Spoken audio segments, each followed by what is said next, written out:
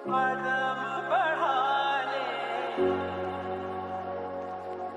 আমার বন্ধু দাঁড়াই আছে, তাড়াতাড়ি ঈদের মার্কেটের জন্য টাকাগুলা দাও।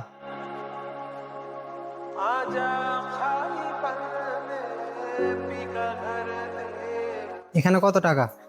এখানে 2000 টাকা আছে। মাত্র 2000? এই 2000 টাকা দিয়ে কি হবে? ধরো তোমার টাকা, তুমি মার্কেটই করবো না।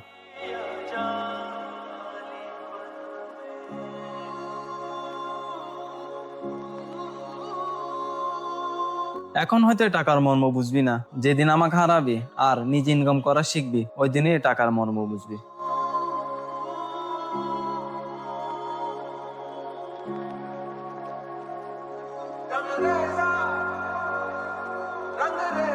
কিরে, তোর আসতে এতক্ষণ লাগে? আমি কখন থেকে দাঁড়িয়ে আছি তোর জন্য। এত দেরি করলে মার্কেটে যাব কখন আর আসবো কখন? তুই যে, আমি যাব না। কেন, তোর এখন আবার কি হলো?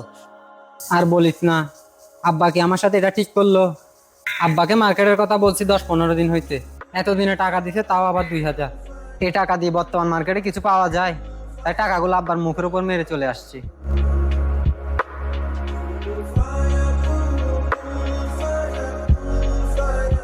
কি রে, তুই কি ভাবতেছস? না, তেমন কিছু না। চিন্তা করলাম, যে বয়সে ইনকাম করে তুই তোর বাবাকে খাওয়ানোর কথা, ওই বয়সে ইনকাম করে তোর বাবা তোকে খাওয়াচ্ছে। তোর বাবার জায়গায় হয়তো তুই থাকলে বুঝতি বর্তমান যুগে 2000 টাকা ইনকাম করা কত কঠিন। তুই যে আঙ্কেলের মুখের উপর টাকাগুলো ছুড়ে মারলি, এতে আঙ্কেলের মনে কতটা দুঃখ লাগছে তা একবার চিন্তা করছস? আর শোন বন্ধু, এই পৃথিবীতে বাবার টাকা নাই, বাবা থাকাটাই ভাগ্যের। যে ভাগ্যটা হয়তো আমার নাই।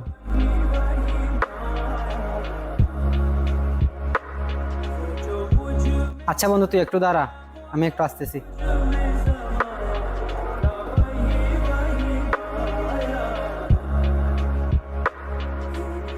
আব্বা,